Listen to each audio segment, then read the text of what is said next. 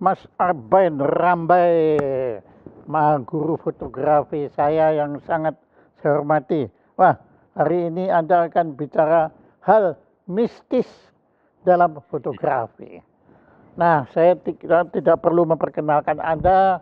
Anda sudah dikenal di dunia jurnalistik maupun fotografi Indonesia ini.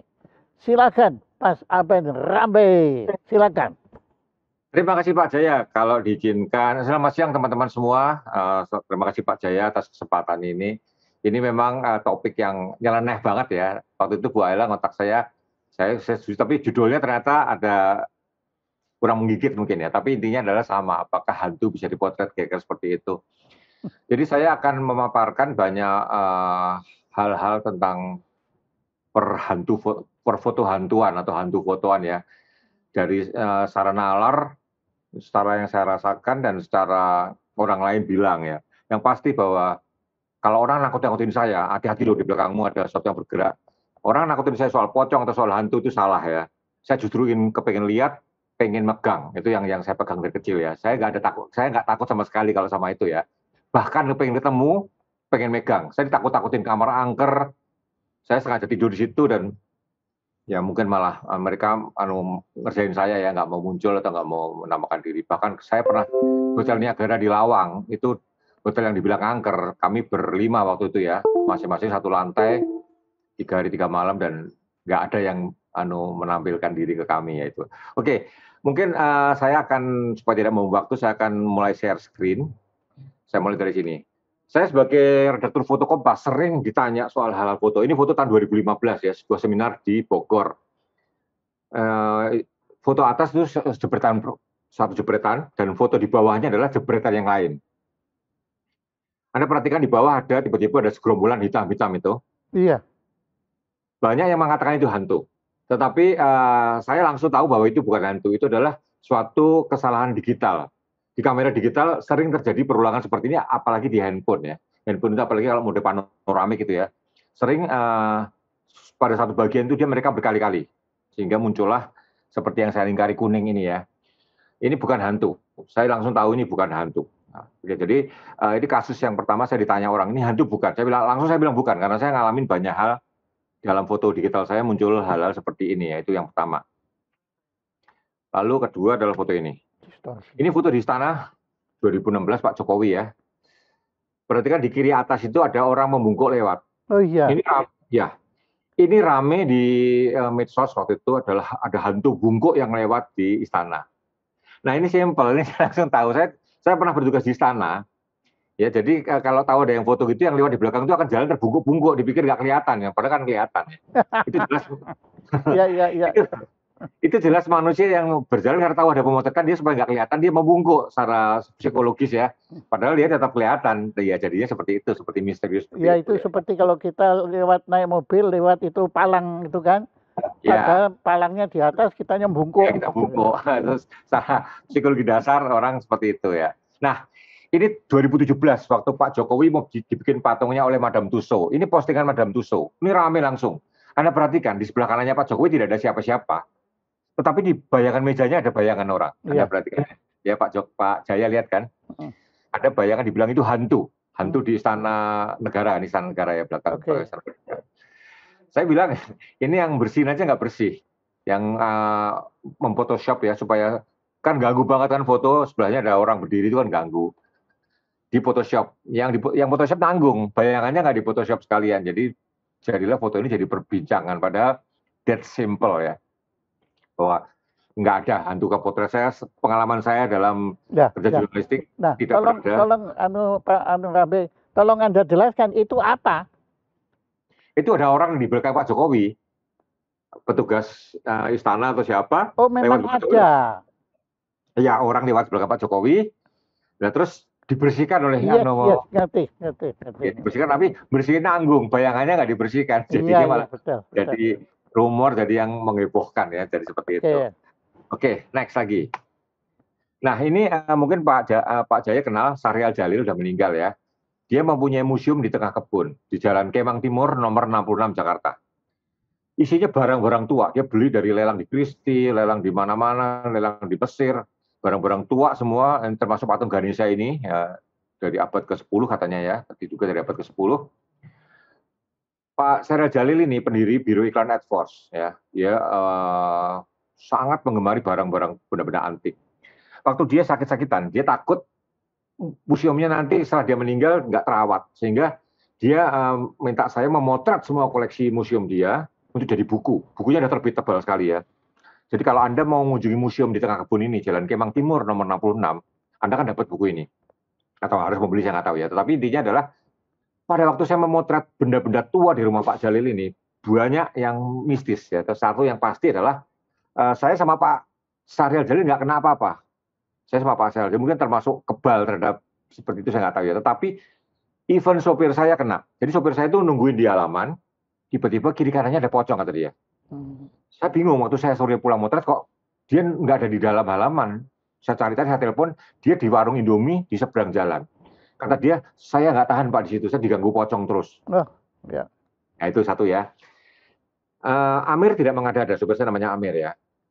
Suatu hari ada wartawan media apa saya lupa, wawancara Pak Jalil itu soal dunia iklan kalau saya. Dan wartawan itu kesurupan. Tiba-tiba menggelepar-gelepar sama Pak Jalil, dibawa ke sebuah rumah sakit.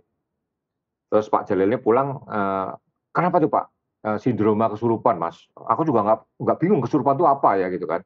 Yang pasti obatnya mahal kata dia. Ya, ada obat kayak orang kesurupan masalah selalu ada obat penenang gitu ya. Seperti orang kalau orang bilang schizophrenic kan kasih obat penenang ya supaya seperti itu. Nah itu seorang wartawan juga kesurupan di rumah Pak Syaril Jalil. Benda-bendanya beberapa yang saya potret Anda bisa lihat di sini. Ini ya, dia terima kasih untuk Arpain Rambe memotret museum ini. Ini Pak Jalil almarhum. Nah, patung yang di kiri ini dari abad ke-10 kalau nggak salah, dari Afghanistan ya, patung Buddha Afghanistan. Iya. Ini betul. Ya. Jadi Afghanistan dulu Buddha, Pak. Itu yang mungkin Pak kan diambil ke Taliban. Ya, jadi banyak patung Buddha Pak Jalil itu dari Asia Tengah, beberapa lain dari daerah Afghanistan yang sekarang namanya Afghanistan ya. Ini patung tua juga konon ada isinya, beberapa orang terganggu ya. Ini beberapa patung-patung juga koleksinya Pak Jalil yang saya potret itu. Yang pasti saya, Pak Jalil dan stafnya Pak Jalil yang 3-4 orang itu tidak pernah ada yang diganggu di rumah itu. Tetapi sopir saya dan beberapa tamu dan banyak tamu terganggu. Oke. Sopir saya melihat pocong kiri kanan, dia dipocong sampai dia ketakutan dan lari. Dia nggak habis ngedrop saya, dia selalu lari ke warung Indomie di seberang jalan. Itu selama 6 bulan saya motret, sopir saya selalu lari. Begitu nurunin saya, dia dengan penuh ketakutan langsung nyebrang jalan. Pak, nanti kalau selesai telepon saya. Itu. Ini beberapa benda tua yang konon berisi ya, termasuk kapak. Ini kapak. Ini beberapa koleksinya Pak Jalil di museum itu. Nah, sekarang saya sendiri Pak Jaya.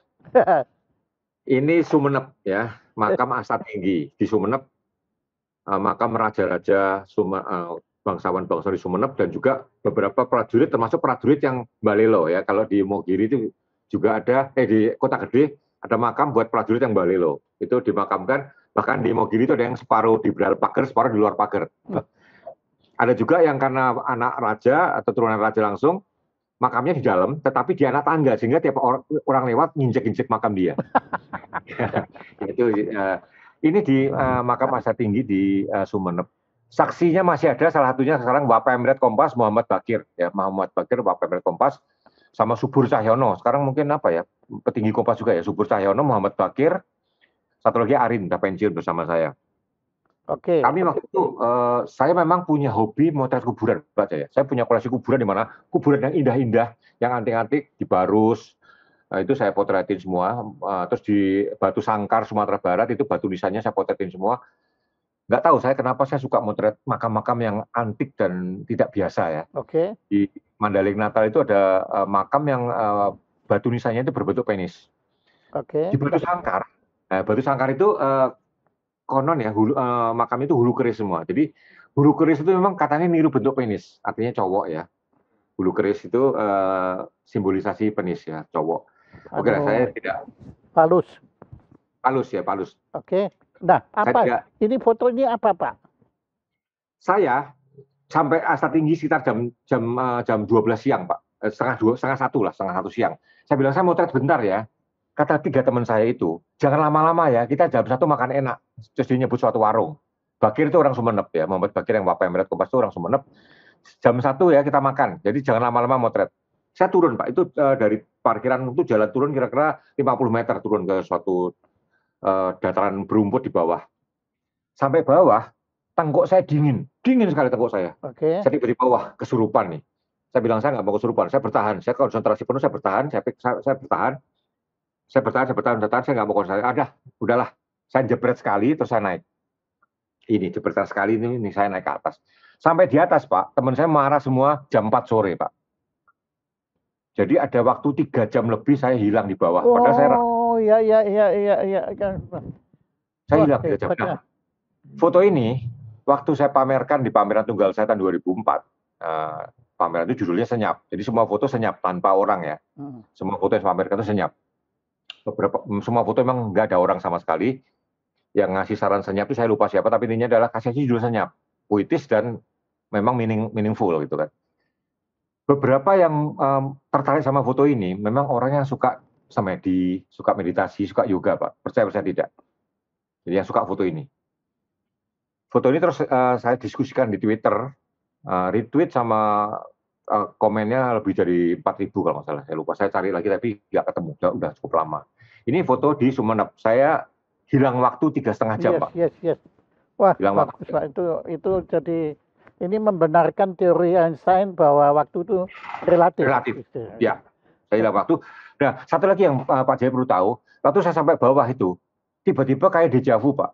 Rasanya tempat ini waktu masih belum berantakan. Saya pernah di sini, saya merasa itu ya. Rasanya saya dulu mungkin arwah yang sekarang ada di saya dulu hidup pernah ke situ, mungkin. Saya mungkin seperti itu ya. Iya.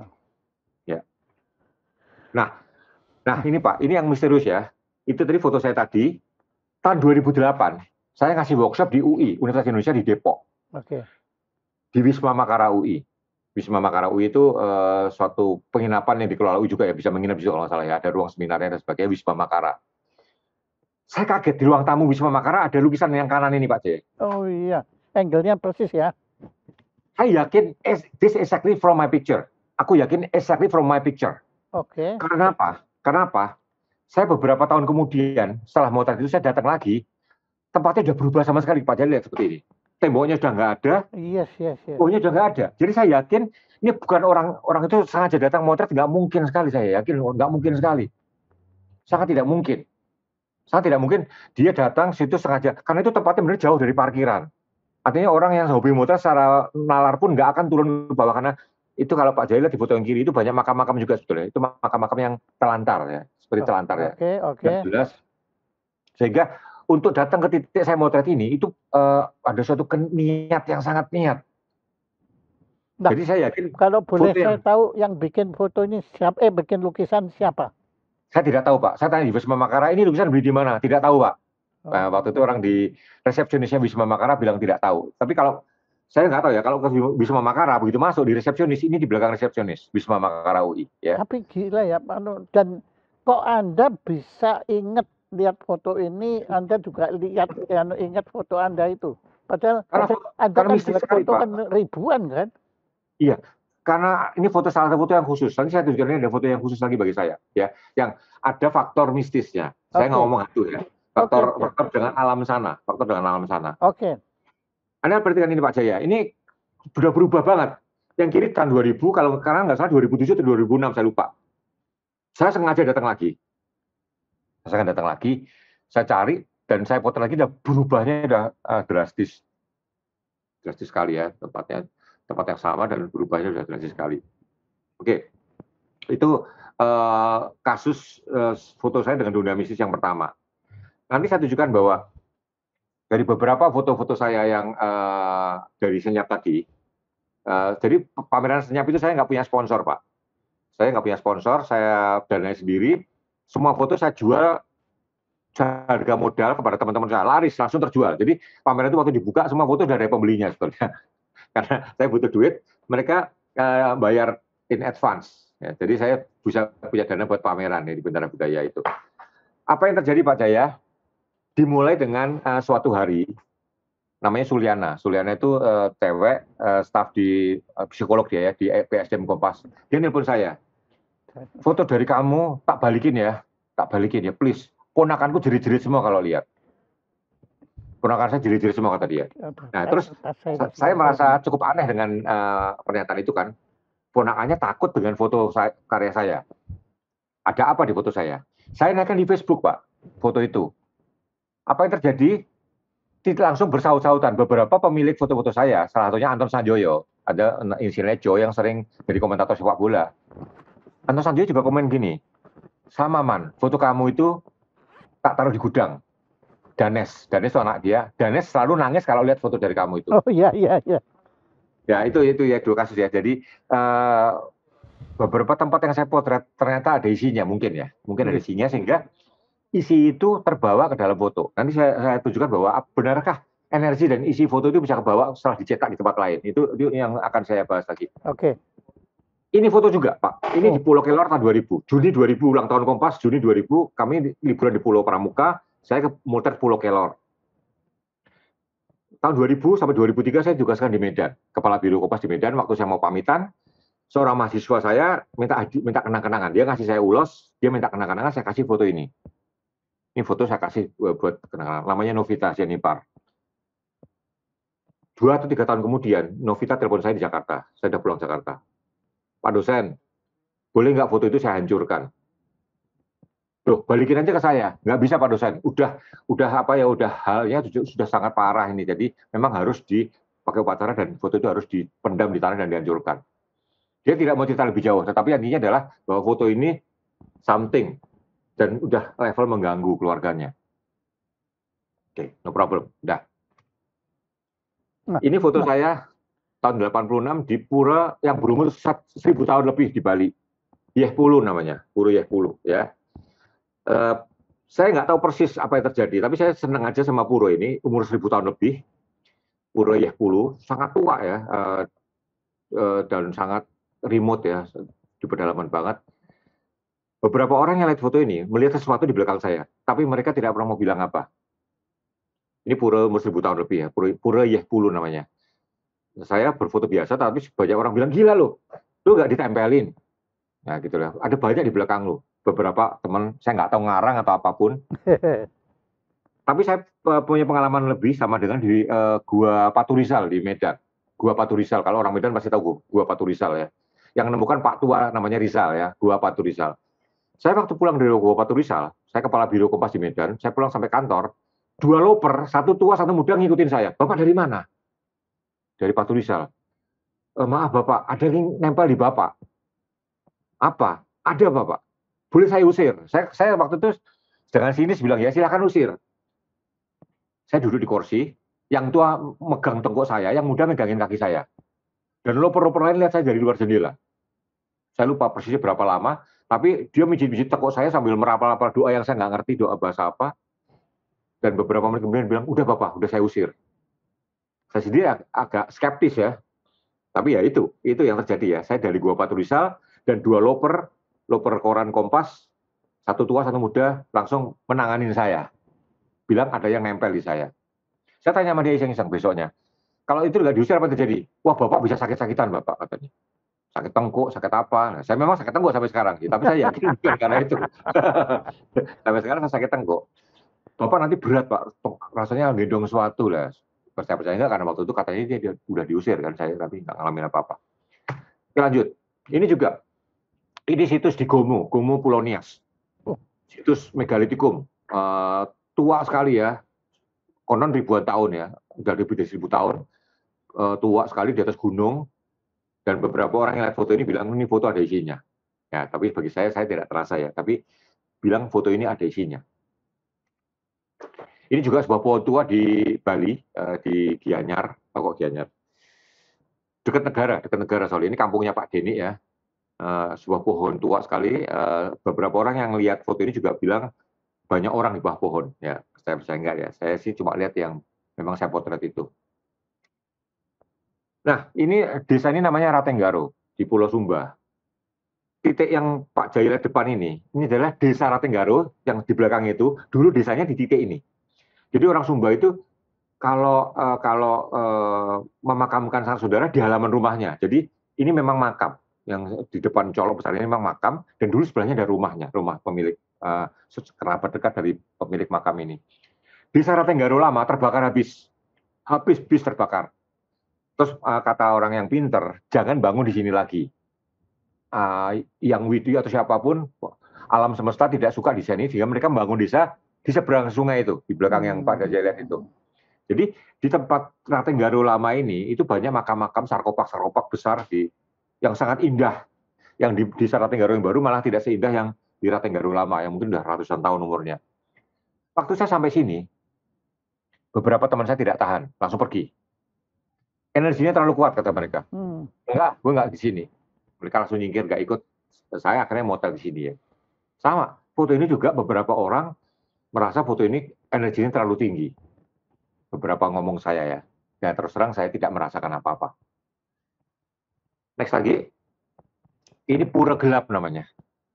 Pura gelap di Bali, di belakangnya Besakih. Jadi pura Besakih itu besar sekali ya, tua dan besar. Besakih juga 1000 tahun lebih kata umurnya. Tampak baru karena yang rusak selalu diganti ya. Tampak baru. Nah, di belakang pura Besakih ada namanya pura gelap. Saya tanya sama orang Bali, gelap memang artinya gelap, pura gelap. Sangat mistis menurut saya pura gelap itu. Pintu masuknya adalah patung naga besar kiri kanan. Foto ini waktu saya bawa, beberapa teman saya yang mungkin punya kemampuan lihat ke dunia itu bilang, gila loh, ini energinya kuat sekali. Jadi pura gelap ini energinya kuat sekali, kata teman-teman saya yang punya kemampuan itu merasakan itu ya. Saya nggak tahu di antara hadirin ini mungkin siapa tahu ada yang merasakan ya. Ini pura gelap di belakangnya Besakih, pura gelap namanya. Ini benteng Spellwick di Banten Lama. Benteng Spellwick, ya sama. Saya ke sana mungkin 5-6 kali. Pada 4 kali atau 3 kali kunjungan saya ke sana, beberapa teman di kunjungan saya nggak tahan, mereka pilih ke mobil. Ini benteng Spellwick ya, di Banten Lama, sisa Belanda ya, benteng Spellwick namanya, di Banten Lama. Ini di Cirebon, ini Kanoman kalau salah ya, ini sana Kanoman, yang sekarang lagi jadi pemberitaan ya, Kanoman. Tempat ini juga, saya bertiga waktu itu, yang satu, gue nggak ikut ke sini, dia langsung menjauh ya, di titik ini ya. Kenapa kok jadi pemberitaan Pak Kaneng? Soal tahta kalau nggak salah ya Pak, saya lupa. Saya lupa. Tapi hari ini pun masih rame soal di Cirebon ya. Soal jabatan atau apa di internal keraton ya. Saya lupa persis ya. Nah, saya kemarin lihat di TV. Ini Istana Kanoman. Ini namanya Istana Kantor. Jadi istana ini kalau mungkin ingat Raja Ali Haji di Pulau Penyengat di Kabupaten Riau. Raja Ali Haji itu raja, istananya di Pulau Penyengat itu. Namanya Pulau Penyengat karena banyak hewan yang menyengat mungkin ya. Dan Raja Ali Haji dan mungkin keturunan-keturunannya segala, mungkin ingat Gurindam 12, Gurindam berapa ya, saya lupa, Gurindam apa itu dari Ali Haji itu. Ini Istana Kantor ini adalah istana tempat mereka memimpin, Raja Ali Haji dan keturunannya ya, memimpin kerajaan Riau, Pulau Penyengat itu. Ini sama, ini saya foto ini beberapa orang merasakan energi yang kuat sekali di foto ini. Yang saya sendiri tidak merasakannya. Tapi sekali lagi, kalau ngomong hantu terpotret, sampai saat ini saya selalu bisa menunjukkan bahwa itu adalah kesalahan fotografis ya. Tetapi kalau energi dalam foto, ini yang saya paparkan ke Anda semua. Ini juga bagian dalam istana benteng Spellwick yang di Banten tadi ya. Oh iya. Saya cuma suka ada anak naik sepedaan, saya pinjam dia sepedanya taruh situ buat foto ya. Nah ini saya foto sebagai art picture ya, art foto, saya bingkai. Sama, beberapa orang merasakan energi yang tidak biasa dari foto ini. Ya, gila nih, ini foto isinya pasti banyak, di sana pasti banyak isinya. Dan tanpa saya tahu isinya maksudnya apa ya Pak. Tapi ini memang dalam benteng Spellwick tadi, konon dulu banyak orang dibantai di dalam benteng Spellwick di zaman dulu Belanda. Ini bagian dari makam asta tinggi yang di Sumeneb tadi. Jadi ini makam asta tinggi yang saya hilang 3,5 jam tadi Pak. Ini bagian atasnya, bagian elitnya ya, daerah bagian makam-makam raja yang terpelihara. Kalau saya potret tadi adalah bagian-bagian makam yang tidak terurus. Kalau mungkin ibaratnya kalau di Mogiri mungkin makam-makam tentara tapi yang pernah salah dan sebagainya mungkin ya, saya nggak tahu ya. Tapi ini kalau ini bagian yang elitnya, bagian elitnya yang gapuranya bagus. Nah, oke. Anda silakan googling ORB, orb atau orbs ya. Itu saya tadi googling tadi malam, saya siapkan adalah lebih dekat dengan opsi bola arwah. Orang bilang opsi itu bola arwah. Saya tahun 2007 bikin artikel di Kompas memotret yang tidak terlihat. Jadi orbs itu adalah salah satu benda yang mata tidak melihat tapi kamera melihat. Kalau ada sebuah gedung lama tidak dihuni, gudang atau gedung lama tidak dihuni manusia, saya pernah bikin eksperimen. Saya bawa kamera dengan blitz, harus dengan blitz ya, harus dengan blitz. Blitz siapin, buka pintu langsung kita motret.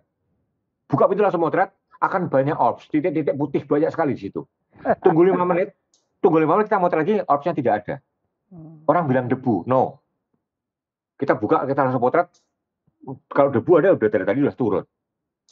Saya berkali-kali di gudang tua, tempat-tempat yang dianggap angker, jebret banyak orbs. Beberapa menit kemudian saya jebret udah nggak ada. Apa sih orbs itu, Pak? Nah itulah, itu yang peneliti-peneliti di Amerika pun, kalau Anda googling orb ya, ada Princeton University atau siapa saya lupa ya, itu menerangkan bahwa itu adalah medan magnet yang terlontar ke permukaan bumi. Kalau manusia datang, terserap oleh manusia-manusia yang datang itu, katanya. Dan bentuknya seperti apa? Titik-titik putih Pak di foto. Nanti di Google banyak sekali Pak. Orbs itu di Google banyak sekali. Oke. Kalau Anda ke pemakaman atau kuburan, jam-jam maghrib, ya, saya pernah nyoba itu di Lampung, di beberapa makam di Sukabumi saya nyoba, pas maghrib, saya jebretkan flash saya ke suatu makam, akan banyak orbsnya. Saya tunggu beberapa saat, tidak ada orbs lagi. Nah, Pak Nasir itu wartawan Kompas sudah pensiun juga, Muhammad Nasir, itu dulu sekret Kompas, waktu naik haji, dia memotret di Padang Arafah, ke langit, dan banyak orbsnya. Anda googling, banyak yang orang pengalaman haji, jadi orang bilang itu malaikat, katanya malaikat ya, di Padang Arafah. Di langitnya Padang Arafah itu banyak sekali orbs, itu paling nggak Pak Nasir itu motret, dan saya lupa, waktu itu Adi Suruji itu siapa? Saya bilang, coba kamu motret langitnya Padang Arafah. Jebret, dan ada orbs lagi. Ya. Saya tidak akan menyimpulkan orbs itu apa. Nah. Ini di Google tadi malam saya dapat di merdeka.com ya. Opsi bola arwah. Jadi ada yang menghubungkan orbs itu dengan arwah manusia. Karena di kuburan juga banyak orbs. Tetapi sekali lagi, Anda jebret ada orbs, Anda tungguin beberapa menit kemudian Anda potret lagi udah nggak ada lagi. Nah kalau penelitian sebuah universitas di Amerika itu bilang bahwa itu adalah medan magnet yang terlontar, yang mempengaruhi kamera. Kalau kita ada manusia di situ terserap oleh manusia sehingga hilang. Nah itu saya nggak berani menyimpulkan ya. Tapi Anda silahkan googling diri orb itu apa. Banyak sekali ya orb itu apa. Bentuknya bola-bola putih. Mas Darwis Riyadi waktu motret di keraton banyak orbs di tempat-tempat tertentu. Di tempat lain tidak ada orbs. Waktu Mas Darwis motret di makamnya Pak Sujono Humardani, Pak John mungkin Pak Jaya pernah tahu namanya ya. Sujono Humardani orang Semarang juga itu. Pak John itu salah satu orang dekatnya Pak Harto. Di makamnya Pak John, itu Mas Darwis banyak sekali orbs. Cuma satu, ada orbs besar sekali. Di segala sudut sebutnya ada orbs itu, dia motret di ruang lain tidak ada. Itu bisa tanya Mas Darwis Riyadi ya. Saya pernah jadikan artikel itu, memotret yang tidak terlihat ya. Itu memotret, orbs itu muncul di komplek makamnya Pak John itu, orbs itu ada satu besar. Terus ada terus di semua fotonya. Oke, saya lanjutkan lagi itu untuk ini kok berhenti. Loh. Berhenti. Kok sorry, ini kok berhenti di sini ya. Padahal harusnya ada lagi. Saya stop share dulu Pak. Tapi nah itulah mungkin yang saya sampaikan dulu. Mungkin bisa memancing diskusi. Iya. Terima kasih. Nah, hadirin ada yang pertanyaan-pertanyaan? Silakan, tolong diatur Mas Rinton. Ella, ada Ibu Ella, ada pertanyaan?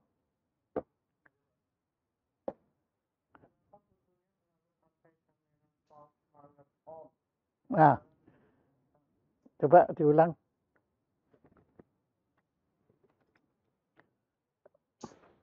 Saya juga ingat. Kenapa fotonya ini dari Andik Budiono? Kenapa fotonya selalu pakai kamera false color Om? Salam dari Bontang. Silakan. Enggak, gini. Kebetulan yang saya naikkan tadi memang foto-foto false color semua ya. Karena saya senang memotret kuburan, tempat-tempat yang misterius, tempat-tempat yang seperti yang di belakang saya ini juga saya pakai false color ya.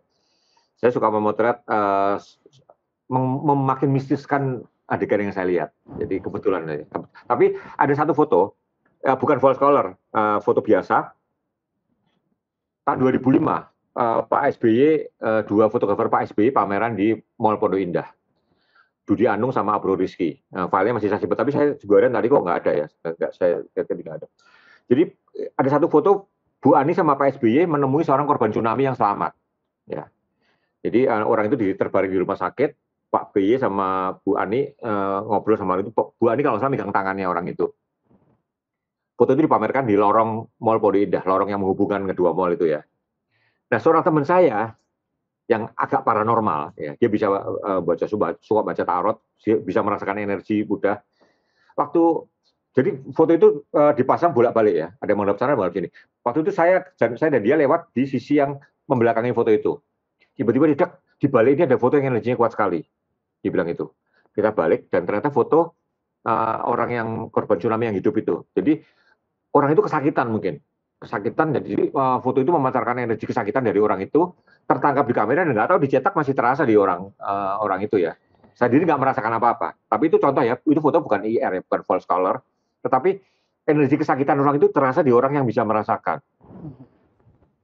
Itu yang saya pernah ingat. Jadi kalau itu bisa disimpulkan bahwa fotografi itu bisa menghubungkan antara dua manusia yang punya frekuensi spiritual yang sama. Betul Pak, saya ingat. Saya di Lumbanrang namanya, di Sumatera Utara Lumbanrang. Di Lumbanrang itu harimau Sumatera masih sering terlihat. Saya waktu itu bertugas wartawan Kompas yang ditugaskan di Sumatera Utara sampai 2003 ya. Saya tertarik untuk memotret harimau Sumatera. Jadi kata penduduk setempat itu, yang salah satu orangnya datang ke Medan, namanya Michael. Saya lupa Michael siapa. Om, di kampungku itu harimau Sumatera itu kalau kita para pencari hidup menyan itu tanaman menyan. Paling menyan itu kalau kita bikin api unggun, harimau itu suka salah satu di antara api unggun itu. Nggak ganggu. Enggak Om. Dia coba ikut menghangatkan diri gitu. Nah saya ingin motret itu. Ya. Tapi si Michael itu pesan gini, Om, tapi jangan disebutkan tempatnya ya. Nanti orang datang memburu rusa-rusa di kampung kami. Kalau urusannya habis, harimaunya akan masuk kampung. Jadi, karena banyak rusa, harimaunya kenyang, nggak ganggu manusia gitu ya. Jadi kata si Michael itu. Oke, saya datang ke kampung itu sama Michael itu. Marganya saya lupa siapa ya. Tapi pernah saya naikkan di Facebook, cuma saya cari lagi ya. Terus saya bikin suatu tempat di atas pohon. Kata Michael di bawah itu suka harimau, suka ada api unggun suka di bawah pohon itu. Saya bikin tempat di atas pohon. Saya bertahan di atas pohon itu semalaman akan motret harimau di atas pohon. Pada waktu saya di atas pohon itu, Michael sama satu lagi teman yang saya bawa dari Medan. Saya yakin dua orang itu nggak janjian. Karena baru ketemu waktu itu juga. Mereka berdua dengan panik kita, Bang, turun, katanya. Saya bingung kenapa turun. Mereka berdua berlarian, balik ke kampung. Saya menyelesaikan dudukan saya di atas, saya turun pelan-pelan, terus saya jalan ke kampung. Mereka berdua, apa nggak diapa-apain? Loh, ada apa emangnya? Mereka berdua melihat begu ganjang. Hantu yang besar sekali di sebelah saya katanya. Dua orang itu melihat, dan orang itu dua nggak janjian. Iya. Dua melihat dan saya tidak melihat. Itu yang saya bilang bahwa Pak Jaya betul. Ada frekuensi yang orang yang nangkap, saya nggak nangkep. Itu yang saya. Oke, ada lagi pertanyaan? Ini pertama Ivan Setiadi. Saya pernah foto depan Lawang Sewu, Semarang, malam-malam. Banyak orbs, banyak bercak-bercak bola-bola putih. Ya itulah orbs Pak. Betul ya? Ya. Oke, nanti kapan-kapan saya cari. Nah, di Toraja banyak sekali jenis orbs seliwer-seliwer di atas sawah. Biasanya maghrib ke atas, biasanya kunang-kunang itu. Ya, orang sana menyebutnya batitong. Ya. Bisa ditangkap dengan mata telanjang. Terlihat seperti bola api. Ya. Orbs. Di Jawa juga ada tuh apa seperti api yang jatuh ke rumah orang tuh biasanya ada meninggal tuh ya. Itu. Oh ya. Okay. Ya. Di Semarang tuh kalau Mas Jaya mungkin juga tahu ya. Itu pembantu saya itu pernah bilang waktu itu saya masih kecil ya. Istilahnya saya lupa. Jadi seperti api brekor itu. Wih, sebelah itu kejatuhan. Saya lupa namanya apa. Besok pasti ada meninggal dan benar besok ada yang meninggal di rumah itu. Bintang kemukus. Bintang kemukus ya. Seperti itu. Dia bilang, wah besok pasti orang yang keseripahan. Waktu itu saya ingat pembantu saya ngomong gitu dan memang betul ada yang meninggal besoknya. Jadi itu saya nggak yakin itu hantu atau apa ya, tetapi intinya adalah bahwa memang banyak hal yang saya secara nalar belum bisa menerangkan. Oke. Saya nggak menjawab, belum Iya, menjawab. memang saya kira mustahil kita bisa menjelaskan semua. Nah, soal foto Lawang Sewu itu Pak, soal foto Lawang Sewu itu, aduh, telepon masuk lagi. Soal foto Lawang Sewu itu, banyak foto yang melihat hal yang enggak. Teman saya Aryono Wibowo Jati, saya sebut namanya, saya catat namanya, yang bikin lagu Burung Camar ya, yang dinyanyikan Vina itu Aryono. Iya. Ya, Aryono itu pernah ngajak saya ke Museum Bank Mandiri dengan kamera false color. Ya, mungkin kamera false color itu yang saya disebut tadi ya, kamera infrared itu frekuensinya memang beda dengan frekuensi yang dilihat mata ya. Aryono sumpah-sumpah bahwa dia memotret makhluk tidak kasat mata. Jadi dia nunjukin ke saya, di Museum Bank Mandiri itu ada wanita berkebaya. Demi Allahin, mataku tidak melihat tapi di kameraku ada.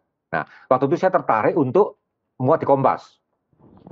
Atasan saya nolak. Ini bukan Kompas banget katanya ya. Kalau yang motret kamu sendiri boleh. Nah, waktu itu saya berencana, saya membuat kamera infrared, lalu saya berencana motret, tapi sampai sekarang nggak pernah sempat dan udahlah. Jadi saya memang Anda nggak bakat, ya? Nggak bakat ketemu, nggak bakat motret. Oke, ya. Ada lagi, Mas Untan? Ada? Dari Nur Iskandar, tips memotret bangunan peninggalan sejarah agar nampak bagus dan bercerita. Wah, ini teknik fotografi. Ya. Silakan. Jadi gini, bagus itu suatu definisi yang orang sering tidak tahu ya. Yang namanya bagus adalah sesuai dengan target rencananya. Jadi kalau bangunan itu bagus adalah kelihatan detailnya, kelihatan bangunannya segede apa, kelihatan detailnya itu bagus. Itu artinya terdokumentasi dengan baik, itu namanya bagus. Jadi kalau Anda memotret bangunan bagus, kalau bangunan itu udah mepet sama bangunan lain, yang mau nggak mau Anda harus pakai drone, kelihatan bangunan itu posisinya di antara bangunan lain ya. Okay. Nah, tipsnya adalah Anda tahu tujuannya dulu. Kalau tujuannya tercapai itu bagus, simple kan? Detailnya kelihatan, bentuk depannya kelihatan, besarnya kira-kira seberapa terekam gitu kan. Itu namanya bagus. Jadi untuk bikin foto bagus, Anda harus punya target dulu. Target itu mau merekam apa? Jangan ini bagus enggak lah, targetmu apa gitu loh. Kalau jadi nggak tahu targetnya gimana saya bilang bagus itu kan.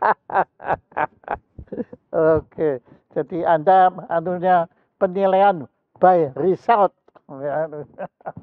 Bagus. Ada lagi? Ada yang resen tuh Pak. Nih, Cesar, apakah pernah mengalami kendala teknis tiba-tiba pada kamera saat memotret di tempat angker? Nah, ayo Pak. 2014 swear, ini saya ngalamin ya. Kru saya masih ada semua tuh, Bima Prasena sama apa itu namanya siapa ya? Saya waktu itu punya acara di Kompas TV, namanya Klik Arbain. Waktu itu saya mendokumentasikan Pak Denny Sukarya, fotografer, dia memotret tanaman-tanaman di Kebun Raya Bogor. Jadi Pak Denny itu sama Bu Ani, dapat tugas Bu Ani Yudhoyono, memotret 4 kebun raya Indonesia, semua tanamannya dipotret. Waktu sampai bukunya bagus Pak, tebal sekali dan itu jadi perebutan banyak jurusan biologi di berbagai negara ya, karena komplit motretnya dari akar, batang, daun, semua dipotret dengan kondisi yang sangat bagus. 2 tahun lebih Pak Denny itu nyelesain buku itu ya. Waktu sampai kebun raya itu, saya mau masukkan dalam acara Klik Arbain. Klik itu acara fotografi ya. Sebelah saya itu 2 pohon besar sekali. Jadi pohon itu tepi jalan. Kalau Anda masuk di Bogor keliling, kebun raya Bogor keliling, itu jalan aspal, ada pohon besar, ada kursi depannya. Nah, depan pohon besar 2 itu. Saya pakai alat rekam buat Kompas TV ya, rekam suara. Saya baru beli, belum seminggu itu alat rekam suara itu. Saya baru beli di Kemang ya, cukup mahal, cukup bagus, merek yang terkenal buatan Jerman, dan tidak ada yang on Pak. Udah dihidupin, ganti baterai, tidak ada yang hidup. Cuma yang baru Pak, yang lama pun nggak ada yang hidup semua. Tiba-tiba capek itu ngomong gini, sampai lalu ya, kita mungkin perlu minta izin, sambil cengar-cengir. Nah saya iseng Mbak, saya megang salah satu pohon, saya bilang Mbah, kami tidak mengganggu kok, kami bikin ini demi kebaikan, demi hal yang baik. Percaya nggak Pak, hidup semua peralatan. Jadi lain kali kalau PLN mati, saya panggil Pak Rebon ya, nanti Bapak saya cuma megang pohon, saya bilang Mbah, saya minta izin, saya tidak berbuat jahat, ini demi sesuatu yang baik kok. Iya. Nah, hidup semua Pak, tiba-tiba hidup semua. Makanya saya yakin Anda kan tidak berdusta. Makanya hal-hal seperti ini itu memang ada hal-hal yang terserah Anda mau percaya atau tidak, itu terserah. Percayamu, percayaku, percayaku di situ ya. Anunya Iya. gitu. Ada lagi yang cerita seperti itu yang sangat personal. Yang sangat personal adalah orang Semarang kenal Pak Handoko ya, Pak Han kolektor barang antik. Pak Handoko kolektor barang antik. Suatu hari Pak Handoko diwawancara oleh Sonya Helen Sinombor. Sonya Helen itu masih di Kompas masih sekarang. Oh, Sonya, ya, Sonya, oke. Ya. Wartawan Kompas kan nggak boleh terima imbalan, Pak. Jadi Pak Han mau ngasih imbalan ke Sonya menolak. Kompas tidak boleh terima imbalan. Pak Han, oke, saya kasih kenang-kenangan. Dikasih patung Loro Blonyo umur 200-300 tahun ya, tua ya. Waduh. Buat Yayasan Kota Kompas Semarang. Nah, sejak patung itu ditaruh di Kompas Semarang, gangguan banyak di Kompas Semarang. Waktu itu kepala bironya Haryadi Sabtono. Gangguan silih berganti ya, saya nggak usah sebutkan gangguannya apa, ada wanita rambut panjang tiba-tiba melintas dan sebagainya lah katanya ya, orang-orang sarang. Yang pasti pengakuan tidak hanya satu orang, Pak. Jadi itu nggak bohong. Ya, karena kalau Mbak Sonya denger ini, ya saya bilang gangguannya pasti Mbak Sonya sendiri itu. Silakan.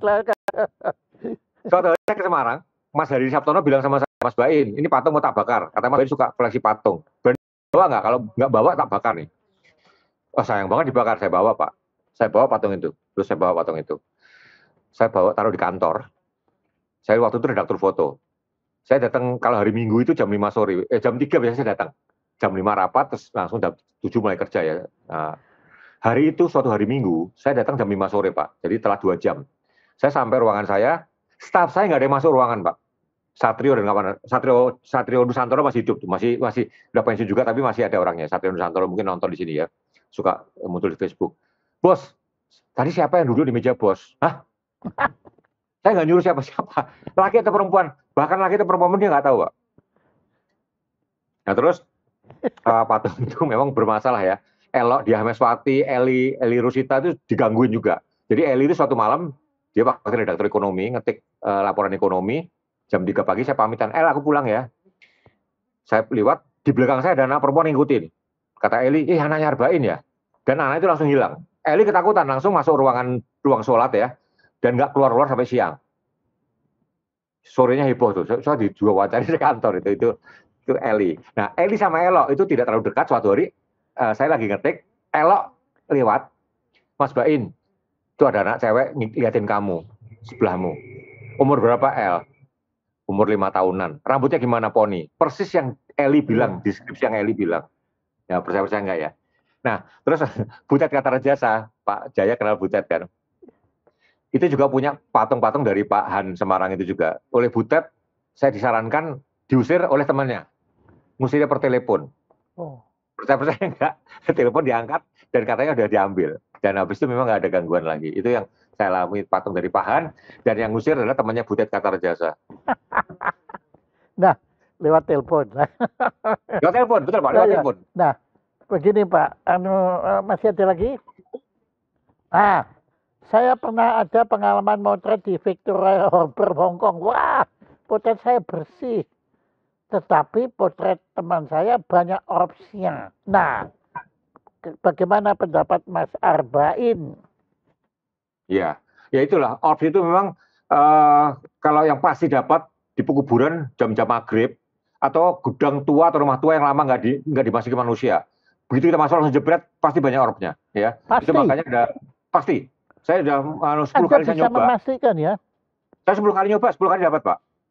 Oh, Anda sendiri ngalami? Ya. Saya nyoba. Walaupun Anda nggak bakat itu, tapi Anda bisa kalau orbs ya? Kalau orbs gampang sekali. Orbs itu mudah sekali. Pokoknya bangunan itu tua, lama tidak dimasuki manusia. Nggak usah bangunan tua ya. Rumah yang suatu ruangan yang mungkin berbulan-bulan nggak dimasuki manusia, masuk langsung jebret pakai flash. Biasanya ada orbs. Pasti ada dapat orbs. Saya 10 kali nyoba, 10 kali dapat. Pertanyaannya, ini 2 orang foto bersama, nah itu kan? Ya. Tapi potretnya beliau bersih, tapi Pak Susanto bersih, potret temannya banyak orbs. Ya. Nah, ayo. Ini, orbs itu juga bisa karena cacat optik, Pak. Cacat optik. Jadi bentuknya bintik putih cacat optik sama bentuk orbs itu beda. Kalau saya lihat ini cacat optik, ya. Atau gini, saya tiap kali Imlek itu di kelenteng petak 9 saya selalu motret ya. Itu kalau hiu itu kan ada debunya berterbangan ya. Itu kalau jebret banyak op itu dari debu hiu. Di tempat banyak hiu itu juga banyak opnya, tapi op dari hiu sama op yang benar itu beda. Atau op dari cacat lensa. Lensa itu ada beberapa Refleksi. dia pasti pakai flash. Dia pasti pakai flash. Iya, iya, iya. Kalau nggak pakai flash, opnya pasti nggak keluar. Jadi ada suatu kecacatan sehingga waktu pakai flash terpendar-pendar jadilah seperti orb itu. Jadi ada penjelasan saintifiknya ada, Pak. Iya. Oh, ya. Kalau Anda di kelenteng pas Imlek coba motret, itu orbnya Pak, itu debu dari hiu itu. Debu dari hiu. Iya, iya, iya. Ada lagi? Wah, ini seru. Menurut pengalaman fotografi terkait orbs, wah rupanya orbs. Apakah mungkin, apakah debu atau uap air yang memantulkan flash karena perspektifnya yang dekat itu besar dan yang jauh kecil. Nah ini, Pak, ini sudah penjelasan saintifiknya. Silakan. Ya, ini tidak mudah menyimpulkan suatu hal ini. Ini butuh, saya 10 kali motret pun saya belum berani menyimpulkan ya. Itu seperti apa. Saya browsing. Tahun 2008 saya bikin artikel di Kompas membahas Mas Darwis tadi yang di makamnya Pak Sujono Mardani tadi ya. Memotret yang tak terlihat. Lalu saya nantangin pembaca, tolong kirimkan foto Anda yang menurut Anda foto yang something ke email saya. Sekarang juga mungkin Anda pendengar, kalau Anda punya foto yang Anda anggap itu foto something, mari kita bahas, mungkin kita bikin acara lagi, kirimkan ke email saya arbaendrambe@gmail.com ya. Saya kumpulkan, saya sebutkan dari siapa, mungkin kita bikin diskusi. Waktu itu saya mau bikin diskusi sama Pak Pantur Silaban, ahli fisika. Jadi waktu itu saya mau ngundang Geneng Pamungkas sama Pantur Silaban. Pak Pantur itu guru besar fisika. Saya waktu ngobrol op, dia ngerti op. Ya, op itu dia bisa menceritakan secara fisika ya.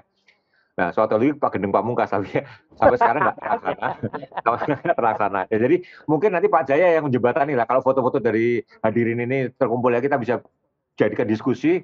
Satu ahli fisika yang membahas op, satu lagi dari sisi paranormal, mungkin jadi menarik juga, Pak. Oke, nah saya terus terang di Jerman itu dengan teman-teman pernah mengadakan penelitian waktu kalau di Jerman sebutannya itu para psikologi. Di situ, tapi gagal juga Pak, kita nggak bisa buktikan, nggak bisa buktikan karena di samping nggak bisa buktikan, nggak ada yang berani untuk membuktikannya secara dengan ilmu fisika, ilmu kimia, nggak ada yang berani. Tapi oke Pak, kapan-kapan kita coba ngomong-ngomong tentang kemungkinan menyelenggarakan simposium para psikologi Indonesia. Ada yang dari ilmuwan, ada yang iya, pokoknya sayang Mas Gendeng sudah ya nanti cari yang lebih gendeng lagi nanti Nah, waktu itu saya lewat orang ketiga udah bisa kontak Pak Gendengnya ya kapan oke lah waktu itu ya. Nah, dari ilmuwannya Pak Pantur Silaban itu. Yes.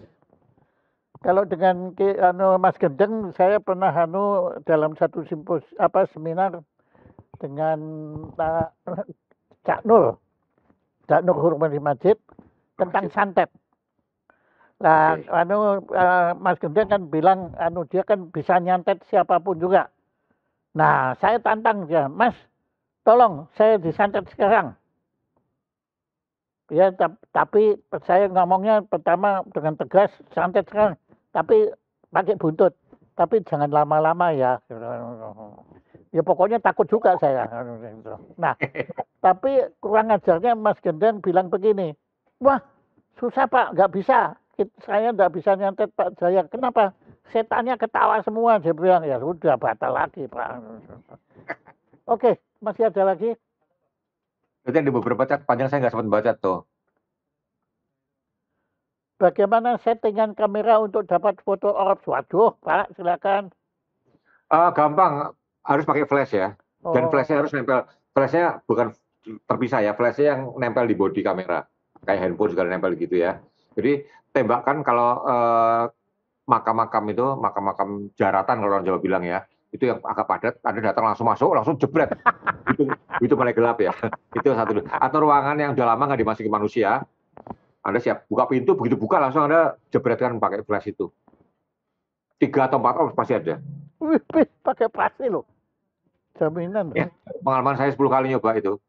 Saya di gudang di Muara Karang pernah, terus gudang di Parakan, di Jogja, ya rumah-rumah tua. Loh, ini Ibu Ella mau bikin orbs, mau bikin foto orbs. Nah, googling aja, Anda semua yang hadirin, googling ORB atau ORBS ya, coba googling. Banyak sekali, tadi malam saya cuma sambil satu itu. Saya dulu pernah ngumpulin foto kiriman pembaca, tapi sampai foldernya sampai tadi malam saya nggak ketemukan folder sampai sekali. Itu mungkin saya kumpulkan kiriman Anda sekarang, arpainambe@gmail.com.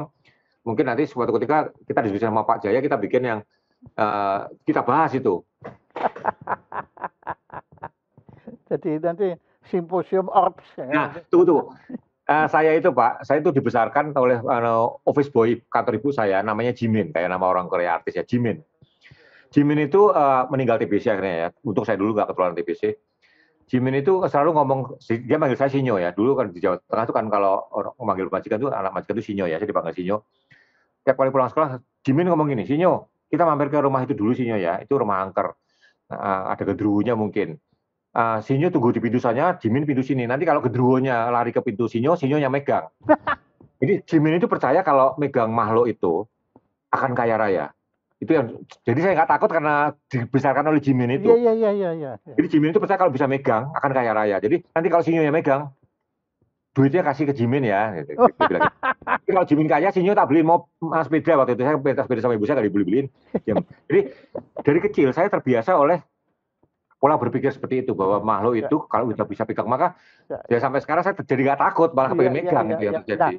Ngomong-ngomong nggak takut, dari tadi Anda selalu cerita, kecuali orbs ya, cerita bahwa itu kata orang.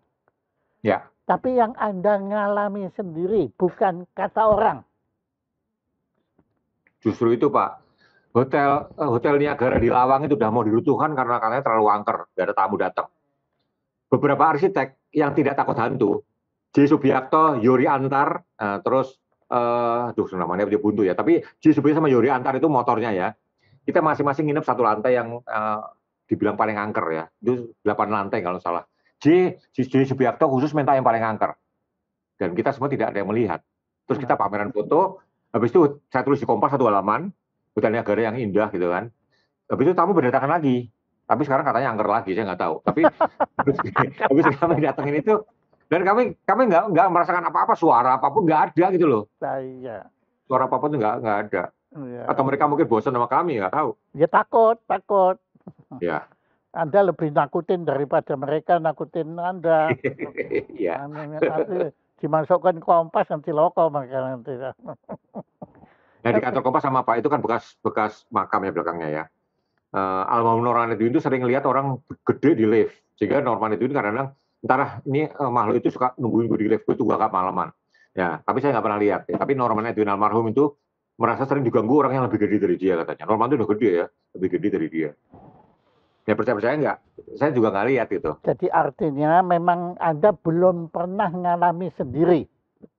Sampai kepengen lihat. Iya, tapi saya juga. Yang muncul.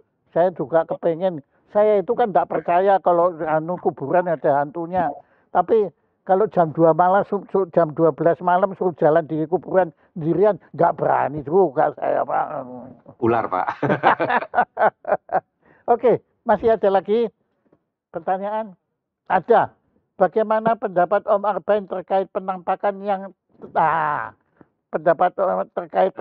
yang tertangkap kamera? Silakan. Tujukan ke saya. Saya nggak pernah melihat bahwa itu asli ya. Saya lihat nonton uka-uka, mbah, nyembah. Saya lihat orang itu acting. Terus yang suaranya nyuruh harimau segala, actingnya kurang bagus terus terang. Actingnya nggak bagus. Kalau saya lihat kesurupan yang asli itu kuda lumping. Karena dia makan kaca di depan saya lihat sendiri makan kaca ditelan, dikunyah dan ditelan beneran. Ya. Dan habis itu memang nggak pernah keluar. Itu saya lihat sendiri ya, itu saya percaya. Tapi kalau yang di TV, terus saya ngomong apa tuh gerakannya acting yang buruk. Terus terang gerakannya acting yang buruk. Iya. Bisakah orb tertangkap siang hari ketangkap nggak? Ya gini, orb itu karena kita harus pakai flash, saya bilang harus pakai flash ya. Kalau terang ya flashnya nggak ngaruh, mungkin nggak kontrasnya nggak kelihatan di kamera ya. Iya. Jadi seperti ruangan kita masuk kan gelap ruangannya. Ya, jadi kalau ya ruang gelap siang hari bisa, ya toh. Tapi ya, kalau siang hari di luar ya nggak kelihatan. Tapi silakan googling orb ya, itu menarik sekali. Kalau semua orang mempelajari mungkin nemuin suatu definisi yang lain, kita diskusi baru lagi itu saya kira hal yang menarik. Iya, iya, iya. Yang pasti Itu foto masuk orang kuantum kiriman membaca itu banyak sekali. fotografi. Iya. Masuk kuantum fotografi itu, Pak, itu. Oke, pertanyaan dari Bu Ella, apakah pernah menemukan foto yang seperti tadi itu, yang tidak wajar atau yang gaib begitu, tapi tidak bisa Bapak jelaskan kalau itu tidak gaib? Ada beberapa. Justru yang saya belum ketemu. Saya dulu kirimin membaca banyak sekali, beberapa jelas palsunya ya. Hantunya dapat cahaya dari kanan, ruangannya cahayanya dari kiri, itu kan nggak nyambung ya, tempelannya kasar ya.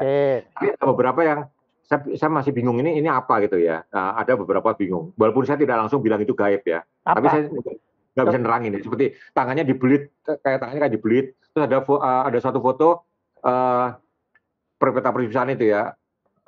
Ada tangan yang berlebihan ya. Ini tangannya siapa gitu loh. Iya. Itu beberapa, dia jangin itu fotonya nggak direkayasa. Itu kalau saya pernah untuk kiriman anak sekolah berkunjung ke nyapatnya Nyai Roro Kidul itu, mana Pak anunya yang di Pelabuhan Ratu. Nah, kemudian itu betul berjejer orang banyak begitu, kan kakinya kelihatan. Nah, itu Pak, ada yang di belakang, kepalanya kelihatan, kakinya nggak ada. Ya, saya harus yakin bahwa foto itu nggak direkayasa. Saya mungkin coba saya lihat analisa fotonya. Tapi gini Pak, saya ngalamin ini. Kalau ini saya alamin ya, sorry. Saya ingat tahun 81 saya ikut main 2 di ITB. Kami waktu itu jurit malam di Situ Lembang. Situ Lembang itu baraknya Kopassus ya. Di tempat latihan banyak Kopassus yang meninggal juga di situ. Nah, waktu itu kami malam berhitung 1, 2, 3. Kami berjumlah 50, 52 atau 53. 1, 2, 3, jumlahnya lebih 1. Terus salah satu pelatihnya bilang udah biarin aja. Memang selalu lebih 1 di sini. Ya, saya juga bingung. Ini ada yang guyonan, tapi faktanya memang 3 malam berturut-turut lebih 1 selalu tiap kali berhitung. Tengah malam itu 1, 2, 3, kita jumlahnya 53, 54 terakhir. Saya ingat betul itu. Itu saya ingat. Saksinya banyak tuh, anak-anak main YTB yang di Situ Lembang persis dengan cerita tapi itu. Ini tidak ada hubungannya dengan fotografi, ini lebih dengan aritmatika. Realitas, ya, realitas yang saya dengar ya. Loh, kita lebih 1. Kita waktu itu pertama kali ketawa karena ada yang 2 kali, tapi begitu pelatihnya bilang biasa tiap malam, langsung kita celakep bahasa Jawanya gitu ya. Langsung nggak ada yang berani ketawa. Dan benar diulangin normal ya. Terus besok malam hitungan pertama lebih 1 lagi. Ya ampun, ya udahlah, bola. Masih ada lagi? Terakhir. Bagaimana penampakan time traveler yang banyak beredar di internet? Wah, ini Back to the Future, silakan. Itu main teks saja sih sebetulnya. Seperti orang dia megang handphone segala itu mirip handphone ya. Terus orangnya Mesut Ozil tuh sama Mesut Ozil pemain Jerman itu sama Enzo Ferrari itu katanya mukanya sama kan. Jadi memang pas Enzo meninggal, Mesut Ozil lahir gitu. Ya, mukanya sama persis ya, itu dihubung-hubungkan lah. Tapi kalau seperti time traveler segala, busananya kebetulan aja busananya nyentrik seperti zaman sekarang. Kalau menurut saya seperti itu. Iya. Tapi saya percaya bahwa waktu itu bisa diputar-putar ya. Bahkan saya percaya bahwa ya, seperti Anda tadi kan, yang Anda di Sumenep itu, ya, Anda kan kehilangan waktu kan. Kalau mesin waktu itu kita bisa maju ke belakang, mundur ke belakang, saya masih percaya itu. Saya masih percaya. Kalau saya bukan percaya, tapi mengharap. Ya. Sebab saya sampai sekarang belum tahu caranya gimana. Karena kalau sudah sampai ini kan kita bicara tentang cahaya, Pak. Oke, ya, terima kasih. Pak, tolong Bapak kasih penutup yang belum kita bicarakan, tapi yang Bapak anggap perlu kita ketahui tentang hal mistis dalam fotografi. Silakan. Ya, tanpa menghubungkan dengan agama apapun ya, menurut saya banyak hal di dunia ini yang bisa dihubungkan dengan suatu alam yang kita sebut alam di luar kita, atau alam di bawah sadar, atau alam baka, atau apapun. Ada baginya semua itu tidak mengabaikannya ya, dan juga tidak khusus mengkultuskannya seperti itu, karena bagaimana juga banyak hal yang memang otak kita belum nyampe. Yes. Ya, banyak yang bisa bagusnya kita uji secara paranormal atau kita uji secara keilmuan. Dua-duanya bisa jalan, bisa menyatu. Mungkin kita aja yang belum bisa menyatukan. Suatu ketika saya yakin semuanya itu bisa diterangkan secara ilmu maupun secara kepercayaan kita pada alam di luar kehidupan. Oke. Dan andai kata tidak bisa dijelas pun nggak masalah, ya. Artinya kita belum tetap sampai. percaya bahwa Ya. ada sesuatu yang di luar jangkauan daya pikir kita yang memang kita nggak sempurna. Jadi itu wajar lah di sana. Ya. Tapi Mas Abaen, saya ucapkan terima kasih sekali atas acara yang sangat menarik ini. Sampai tidak terasa waktu sudah lewat. Tadi bahkan saya di stop oleh Ibu Ella. Oh, enggak, bablasan di sini. Ya. Nah, kami nggak punya apa-apa. Nah, ini saya kira Anda sudah koleksi banyak. Ya, ya. Saya ambil kemoi, Pak. Saya ambil kemoi nanti. Ya, piagam pergagaan untuk Mas Abaen. Yang saya ambil kemoi, Pak. Saya ambil kemoi. Kita kirim, Pak. Kasihan. Oh, ya. Oke, terima kasih. Tepuk tangan untuk Mas Abaen Rambe. Terima kasih.